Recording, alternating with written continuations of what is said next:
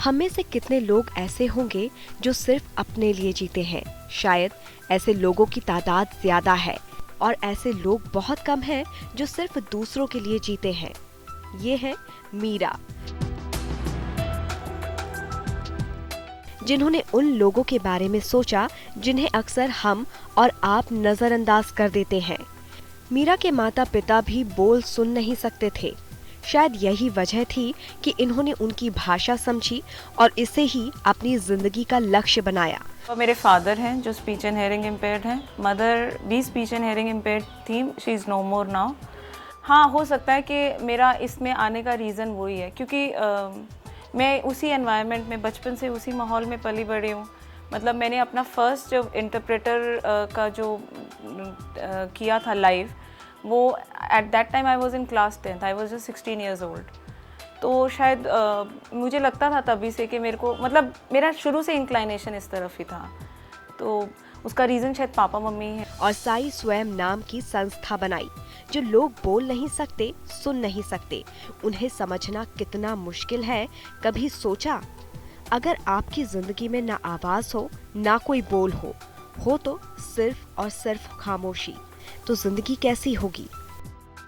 सोचकर ही जिंदगी मुश्किल नजर आती है। लेकिन इनकी भी जुबान है, साइन लैंग्वेज, जिससे ये एक दूसरे को समझ सकते हैं, बात कर सकते हैं।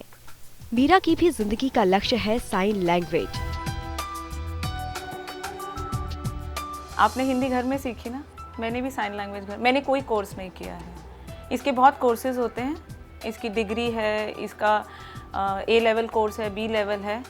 मेरी मदर टंग है ये, मैंने कहीं से नहीं सीखी।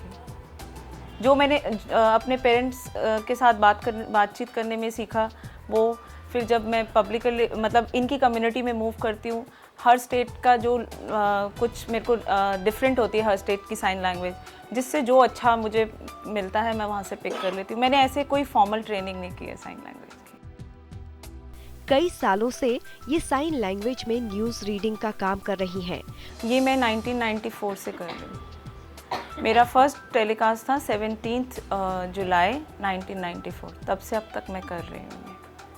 और साई स्वयं संस्था के जरिए इन लोगों को सिखा भी रही हैं। इस संस्था के जरिए इन लोगों को IT, designing, web designing, animation भी सिखाया जाता है ताकि इन्हें अच्छी कंपनीज में नौकरी मिल सके। साई स्वयं सोसाइटी जब हमने फॉर्म करी थी, तब हमारे माइंड में ये एजेंडा नहीं था कि हमने प्लेसमेंट करानी है या आगे हमने IT सेक्शन में जाना है या कुछ IT सेक्टर को देखना है। तब हमने स्टार्ट किया था क्योंकि इनको, ये जब बच्चे स्कूल से आते हैं ना, 10th पास आउट करते हैं, तो इनके स्कूल में दो चीज़ें नहीं कराते, एक मैथमेटिक्स और एक इंग्लिश, किसी भी स्कूल में नहीं कराते हैं।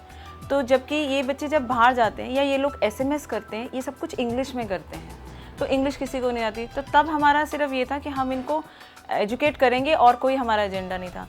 लेकिन 2007 के मिड में मैंने रियलाइज़ किया कि एजुकेशन के लिए भी तो इनको एक मोटिव देना, जैसे हम पढ़ाई क्यों करते हैं, हमारा एक एम होता है ना कि हमें यहाँ पहुँचना है, तो इसी तरह इनके लिए भी एक एम होना चाहिए।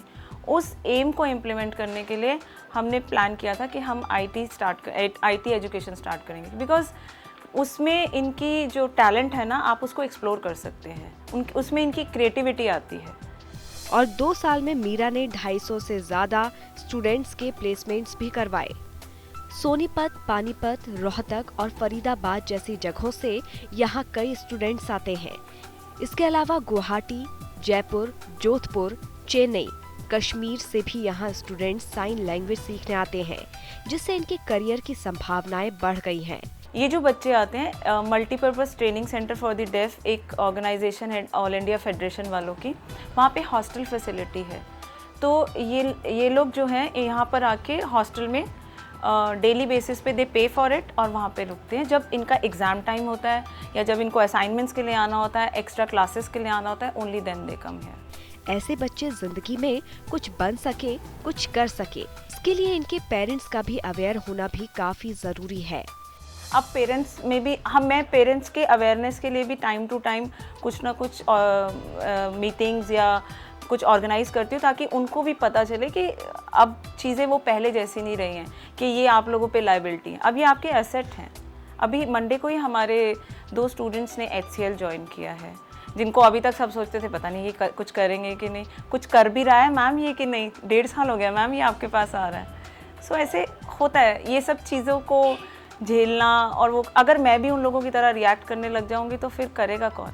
मीरा की ये एक अच्छी पहल है जिन्होंने अपने घर पर ही एक हॉल में इंस्टीट्यूट बनाया है। ये तो अपने अपने टाइमिंग से आके सबकी 2.5 आवर्स की क्लास होती है। उसके बाद 4 o'clock to 6 o'clock जिन बच्चों के घर में कंप्यूटर्स नहीं हैं, जिनके पेरेंट्स अफोर्ड नहीं कर सकते, उनको मैं प्रैक्टिस के लिए दे देती हूँ सिस्टम्स, ताकि वो अपनी प्रैक्टिस करते रहे। क्योंकि जिनके पास हैं वो तो घर जाके प्रैक्टिस कर सकते हैं, पर जिनके पास नहीं है उनको ऐसे अलाउ कर देते हैं। और बिना किसी फंड, किसी मदद के इन्होंने इनकी जिंदगी को आसान बनाया है।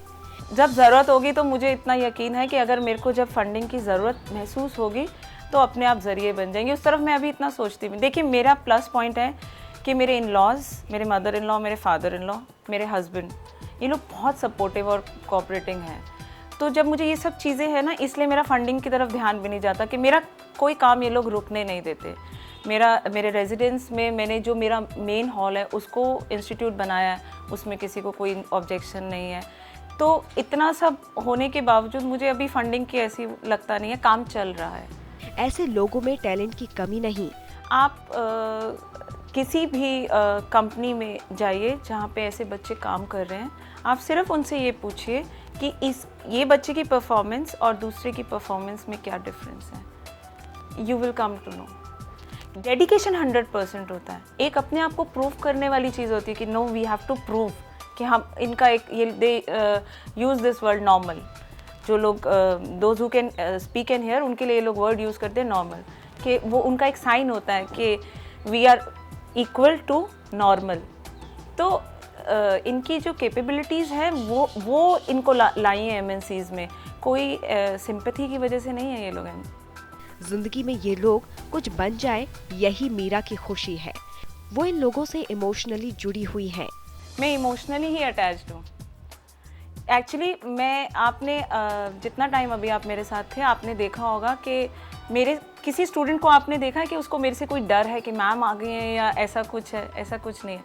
मेरी इन लोगों के साथ, सबके साथ इमोशनल बॉन्डिंग है। इसीलिए जब ये लोग कहीं ज्वाइन कर लेते हैं और जा रहे होते हैं तो मुझे वही फीलिंग होती है जैसे कि बस मेरा अपना बच्चा अब गया बाहर काम करने। I am speechless, I can't even explain that. जब वो जाते हैं, जिस दिन ज्वाइन करने जाते हैं, यू विल नॉट बिलीव, वो लिटरली मेरे पैर छू के, मतलब मैं उसको एक्सप्रेस ही नहीं कर सकती। मतलब वो फीलिंग, वो आप लोग समझ नहीं सकते। वो फीलिंग इस दुनिया के, मतलब करोड़ रुपए भी दे देना कोई, तो वो फीलिंग नहीं मिल सकती। वो बहुत ही, शायद मुझे लगता है वो जो सेटिस्फेक्शन है ना, शायद मैं उसी के लिए काम करती हूँ। वाकई अगर जिंदगी में कुछ करना है तो ऐसा करें जिससे किसी की जिंदगी की खामोशी लफ्जों में बदल जाए। मतलब हमें ये नहीं सोचना चाहिए कि जैसे नॉर्मली एक टेंडेंसी होती है ना कि मैं तो हाउसवाइफ हूँ, मैं क्या कर सकती हूँ। ऐसा कुछ नहीं होता। मेरे करियर में बहुत फ्लक्चुएशंस आए हैं, लेकिन अगर फैमिली सपोर्ट करती है और फैमिली का सपोर्ट है ना, आप जब चाहे, जिस मर्जी उम्र में चाहें, आपका जो पैशन है ना, आप उसको रीस्टार्ट कर सकते हैं। और हमेशा आपको करना चाहिए, क्योंकि at the end of the day आप अपने आप को आंसरेबल है कि आपने आज पूरे दिन में अपने लिए क्या किया, आपको किस चीज़ से सेटिस्फेक्शन मिलता है। तो वो मुझे लगता है हर एक लेडी में, हर एक विमेन में वो एक हिडन टैलेंट होता है, बस उसको एक्सप्लोर करना चाहिए।